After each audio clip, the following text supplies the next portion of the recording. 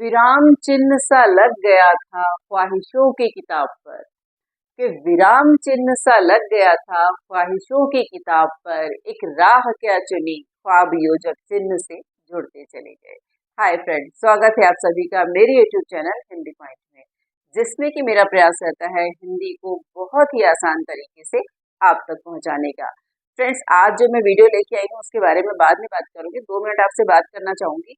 Friends, क्या है कि आजकल का जो हमारा युवा वर्ग है वो हर काम को पैसे दे करके सोचता है, पैसे दे करके मैं उसमें सफल हो जाऊंगा। लाइक आप लोग कोई भी एग्जाम की तैयारी कर रहे हैं तो आप क्या कोशिश करते हैं कि ऑनलाइन कोर्स खरीदते हैं और बहुत अच्छा खासा इन्वेस्टमेंट आपका होता है, ज्यादा पैसा भी जाता है। तो और आपको लगता है कि उसको खरीद करके पढ़ने से आप एग्जाम निकाल लोगे। फ्रेंड्स, ऐसा नहीं होता। कोई भी, चाहे वो आप ऑनलाइन खरीद रहे हैं या ऑनलाइन देख करके वैसे भी पढ़ रहे हैं, तो उसे पढ़ना आप ही को होगा। वो कहावत भी है ना कि प्रभु पर तुम तो केवल पथ हो, चलना तो हमको ही होगा। तो फ्रेंड्स, या तो आप कोर्स ऑनलाइन भी खरीद रहे हैं या आप वैसे ही बिना खरीदे हुए वीडियोस देख रहे हैं, तो दोनों में एक कॉमन बात है कि आपको पढ़ना पड़ेगा, तभी आप सक्सेस हो पाएंगे। फ्रेंड्स, एक अध्यापिका होने के नाते मैं इस चीज को हमेशा कहती हूँ कि शिक्षा पर सबका अधिकार है। तो मेरे पॉइंट ऑफ व्यू से इसके लिए कोई मूल्य नहीं होना चाहिए। यही बात मैं आपसे शेयर करना चाहती थी कि ऐसा नहीं है कि हम कोई कोर्स खरीदें तभी हमारे सक्सेस होने की गारंटी ज्यादा बढ़े, ऐसा नहीं है। आप कोई भी वीडियोस देखिए, लेकिन कंसिस्टेंसी के साथ देखिए, लगातार देखिए, तभी आपको संपूर्ण नॉलेज आपको मिलेगी और कोई भी एग्जाम आप आसानी से निकाल पाएंगे। तो फ्रेंड्स, चलिए अब बात करते हैं आज के टॉपिक की। फ्रेंड्स, जैसा कि आपको पता है, मैं आदिकाल से लेकर आधुनिक काल तक के संपूर्ण कवियों के जीवन परिचय, उनकी रचनाओं को लेकर के आई हूँ। और उसमें मैं महर्षि वाल्मीकि को पढ़ा चुकी हूँ, सरहपा जी को पढ़ा चुकी हूँ और मत्स्येंद्र नाथ जी को पढ़ा चुकी हूँ।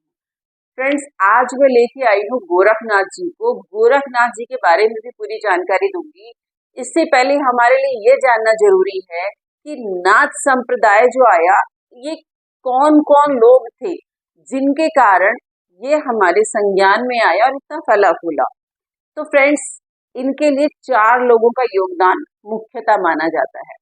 और इनके जो आदिनाथ बोलते थे जिनको, वो भगवान शिव ही हैं आदिनाथ। तो वो स्वयं इनके जो थे संस्थापक के रूप में कह सकते हैं कि जो इनके पहले सबसे गुरु थे वो थे आदिनाथ भगवान शिव। भगवान शिव के 2 शिष्य हुए, एक थे मत्स्येंद्र नाथ, दूसरे थे जलंधर नाथ। अब जो मत्स्येंद्र नाथ जी थे उनके एक शिष्य थे जिनका नाम था गोरखनाथ, और जो जलंधर नाथ थे उनके एक शिष्य थे, उनका नाम था कृष्णपाल। और इसी तरीके से ये जो 4 लोग थे, फ्रेंड्स, कौन कौन से हो गए याद रखिएगा। नंबर 1 मत्स्येंद्र नाथ, नंबर 2 जलंधर नाथ, नंबर 3 गोरखनाथ और नंबर 4 कृष्णपाद। ये 4 लोग ऐसे थे जो नाथ संप्रदाय को आगे लेकर के गए थे। फ्रेंड्स, अब गोरखनाथ जी की बात कर लेते हैं। तो गोरखनाथ जी के जन्म को लेकर भी अलग अलग किंवदंतियां हैं। किंवदंतियां का मतलब लोग ऐसा कहते हैं, कि लोगों की अलग अलग बातें हैं, अलग अलग धारणाएं हैं। तो फ्रेंड्स, कुछ लोगों ने इनका जन्म, भैरव गोरखनाथ जी का जन्म माना कि ये पश्चिम उत्तर भारत मतलब पंजाब या पेशावर को इनका जन्म स्थान मानते हैं। और कुछ लोग जो जीवनी पढ़ते हैं पूर्वी भारत की, तो उसमें इनका जन्म स्थान आसाम दिखाया है। तो अलग अलग जीवनियों के हिसाब से इनका जन्म स्थान दिखाया गया है कि इनका जन्म स्थान, किसी ने कुछ बताया, किसी ने कुछ बताया। तो फ्रेंड्स, इस तरीके से अलग अलग लोगों ने अलग अलग जीवनी के हिसाब से इनका जन्म स्थान अपने हिसाब से निर्धारित किया। फ्रेंड्स, अगर इनके बारे में मैं कथाओं की बात कहूँ तो बहुत सारी कथाएं इनके बारे में कहेंगी। एक कथा है जिसके बारे में मैं आपको बताना चाहूंगी। आई होप कि आपको इससे बहुत अच्छी जानकारी मिलेगी। फ्रेंड्स, इनके गोरखनाथ जी का एक नाम गोरक्षनाथ भी है। अब गोरक्षनाथ नाम जब पड़ा, उसको लेकर के एक स्टोरी है मेरे पास। तो मुझे लगा कि मैं आपको बताऊं तो शायद आगे आपको कहीं काम आए। फ्रेंड्स, क्या हुआ था, एक बार मत्स्येंद्र नाथ जी भिक्षा मांगते मांगते गोदावरी नदी के किनारे पहुंचे और गोदावरी नदी के किनारे पहुंच करके वहां पे वो भिक्षा मांगने लगे। और भिक्षा मांगते मांगते वो एक सरस्वती नाम की एक महिला थी, उसके द्वार पे पहुंचे और वहां जाकर के भिक्षा याचना उन्होंने की। अब वो जो स्त्री थी बड़े प्रेम पूर्वक भिक्षा लेकर के आई। अब वो जो कुछ भी लाई वो सेकेंडरी इशू है, बट इशू ये है कि वो भिक्षा लेकर के लाई और उसके चेहरे पे एक उदासी थी फ्रेंड्स।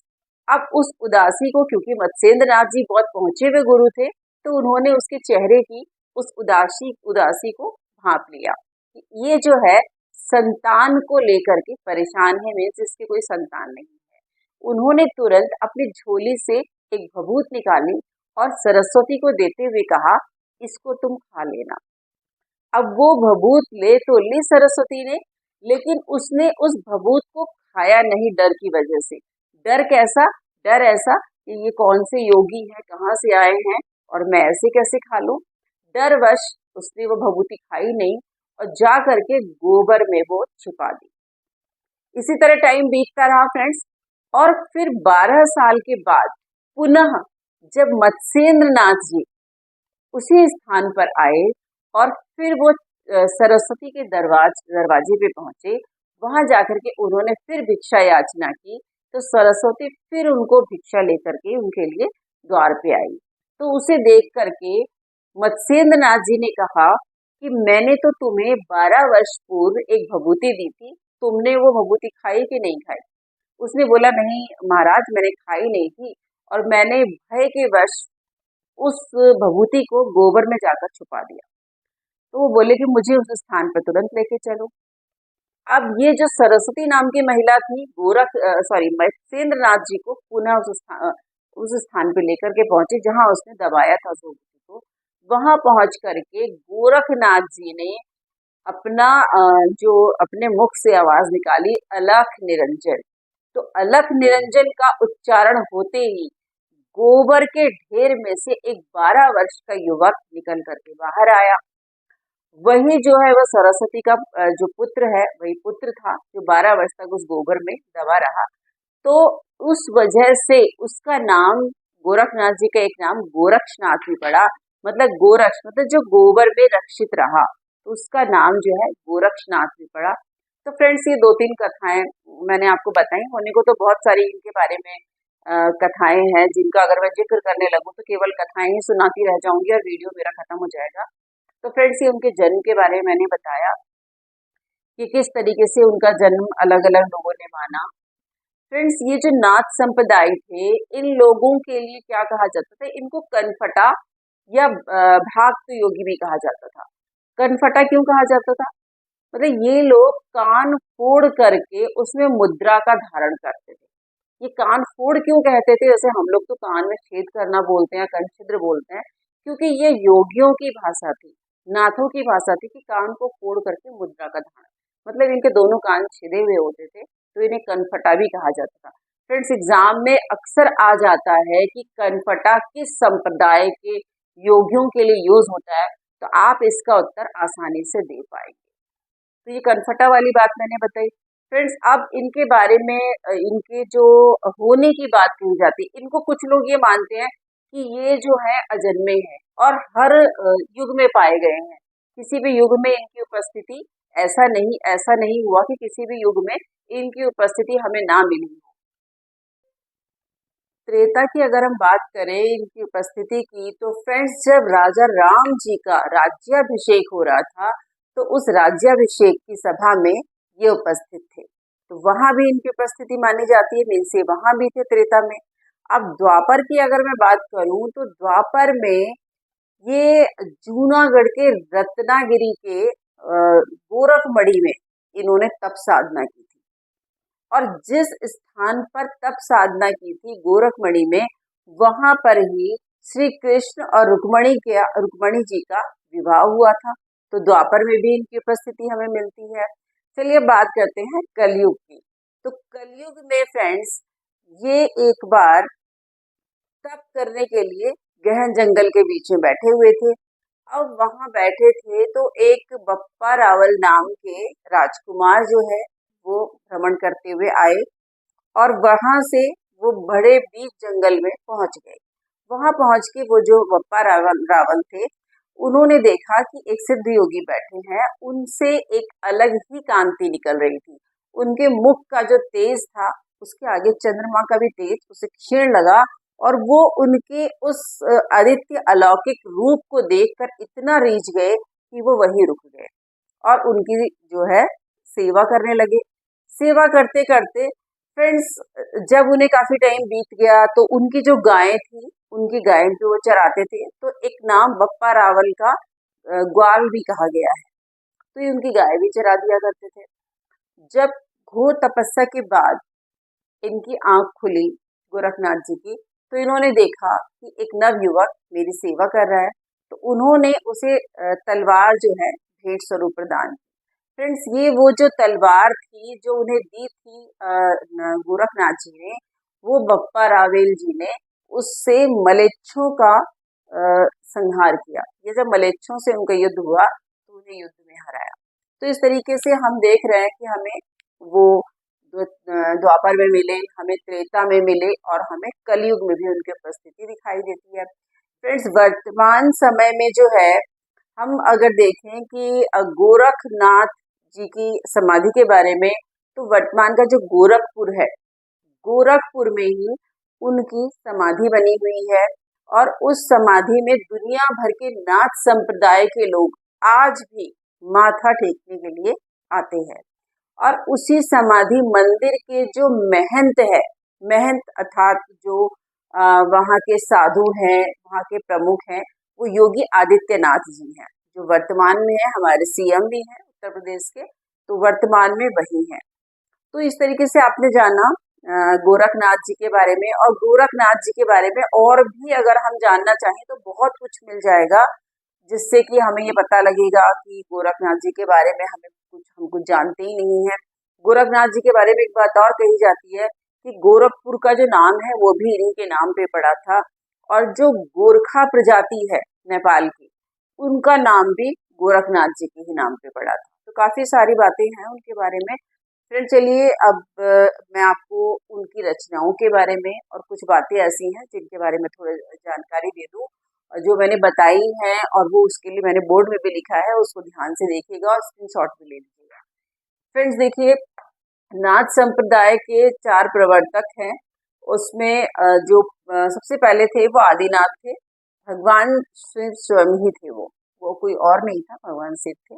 इनके 2 शिष्य हुए, मत्स्येंद्र नाथ और जलंधर नाथ।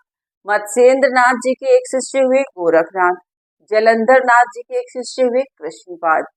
और इस तरीके से गोरखनाथ जी की जो शताब्दी थी वो 11वीं शताब्दी थी।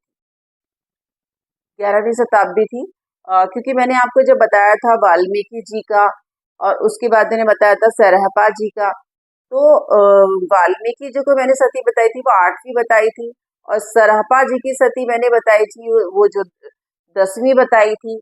और उसके बाद मत्स्येंद्र नाथ जी थे, उनकी भी 10वीं थी, और जो ये गोरखनाथ जी आए इनकी 11वीं शताब्दी। ठीक है, चलिए अब ये मैंने बताया आपको। अब इनका जन्म, जैसे मैंने बताया, उत्तर भारतीय जीवनी के अनुसार फ्रेंड्स, इनका जन्म उत्तर भारत, पंजाब या पेशावर माना जाता है, और बंगाल विहार की जीवनी के अनुसार भारत के पूर्वी क्षेत्र आसाम का माना जाता है।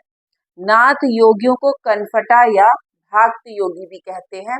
स्क्रीनशॉट ले लीजिए फ्रेंड्स इसका। और फ्रेंड्स, रचनाएं देख लीजिए, कुछ प्रमुख रचनाएं, ऐसे तो इनकी बहुत रचनाएं हैं, लेकिन ये मैं वो रचनाएं लेके आई हूँ जो मैंने काफी उसमें अध्ययन किया और पाया कि यही रचनाएं बार बार पूछी गई हैं, तो उन्हीं रचनाओं को मैंने कलेक्ट करके यहाँ पे आपके लिए लाया है। देखिए, पहली है अम्बस्क, अवधूत, गीता। ये जो 3 है, अगर फ्रेंड्स इसका तरीका भी होता है याद करने की, ट्रिक्स भी होती है, अभी 3 अगर आप याद कर लेते हैं तो बाकी की आपको अपने आप याद हो जाएंगी। कैसे याद हो जाएंगी? सब में गोरक्ष जुड़ा है। देखिए, गोरक्ष कौमुदी, तो ये आपको अपने आप ही याद हो जाएगी, क्योंकि गोरक्षनाथ भी उनका एक नाम था, गोरखनाथ का। और गोरक्ष चिकित्सा, इसमें भी गोरक्ष है। गोरक्ष पद्धति, ये भी आपको याद हो जाएगा। गोरक्ष शतक और गोरक्ष गीता, और ये 2 बार लिख दिया फ्रेंड्स मैंने। गोरक्ष शास्त्र, गोरक्ष पंचय, ज्ञानामृत योग और ज्ञान शतक। फ्रेंड्स, इस तरीके से आपने जाना गोरखनाथ जी के बारे में कि गोरखनाथ जी कौन थे, किस तरीके से, कौन उनके गुरु थे, कौन उनके शिष्य थे। तो उनके जो शिष्य थे वो भैरवनाथ जी थे। तो भैरवनाथ जी फ्रेंड्स, कौन से वाले भैरवनाथ जी की मैं बात बताऊंगी आपको अगले टॉपिक में। वो थे भैरवनाथ, वो वाले जिनका उद्धार वैष्णव माता ने किया था। हाँ जी फ्रेंड्स, बिल्कुल सही समझ रहे हैं आप लोग, जिनका उद्धार वैष्णव माता जी ने किया था। तो फ्रेंड्स, अगली वीडियो में बनाऊंगी इसके लिए। और आप लोगों को ये वीडियो कैसी लगी, कमेंट बॉक्स में जाके कमेंट जरूर कीजिएगा कि मैम आपकी वीडियो अच्छी लगी, आपको नॉलेज मिली। फ्रेंड्स, आपके लाइक्स, आपके जो कमेंट्स आते हैं वो मुझे बहुत अधिक प्रेरित करते हैं और मैं अच्छी से अच्छी वीडियो बनाने का प्रयास करती हूँ। तो फ्रेंड्स, अपना प्यार, सम्मान, सहयोग इसी तरह बनाए रखिए और मेरे साथ जुड़े रहिए। अगर आपको वीडियो अच्छा लगता है तो आप लाइक सब्सक्राइब जरूर करें और अगर बहुत अच्छा लगता है तो शेयर भी जरूर करें। तो फ्रेंड्स, आप लोग वीडियो एंजॉय कीजिए। तब तक मैं चलती हूँ, दूसरी वीडियो की तैयारी करती हूँ और मिलती हूँ आपको अपनी नई वीडियो के साथ। तब तक के लिए जय हिंद, जय भारत।